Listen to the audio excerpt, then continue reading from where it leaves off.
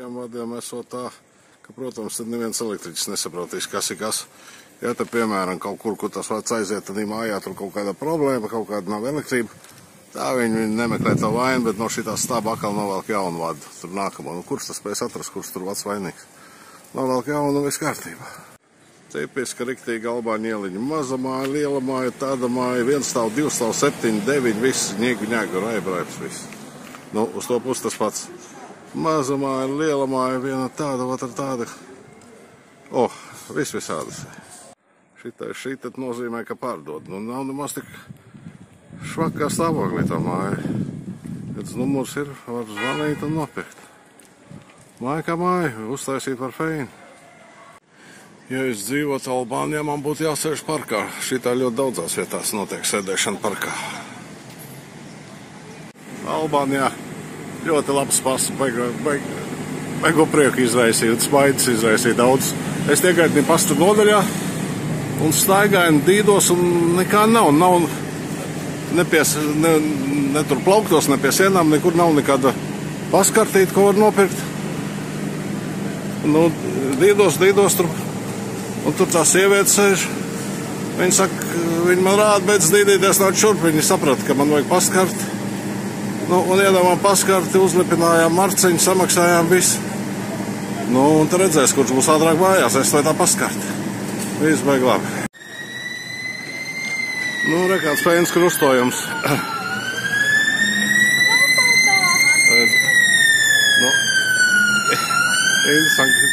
Ne, tā ātrā palīdzība.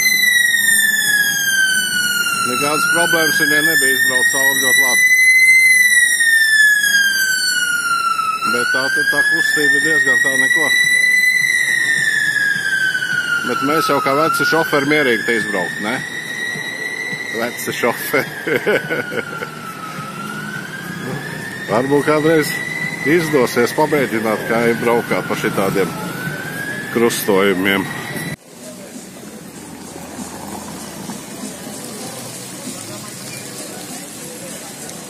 Vispār jau te stāv, kur grib, bet tas sudrabotais dabūja jau plāksteri un tagad raksta šitam melniem.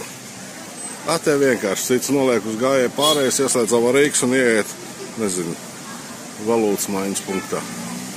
Un dažam paveicās dabūt plāksteri atām.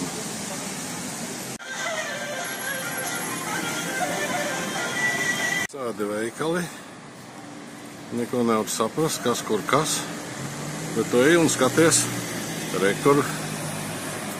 Rekur Josks, viņš ir tā tad no Albānijas pie mums ieradies, jo tas ir šitas Josks ir Albāņu veikals, jā.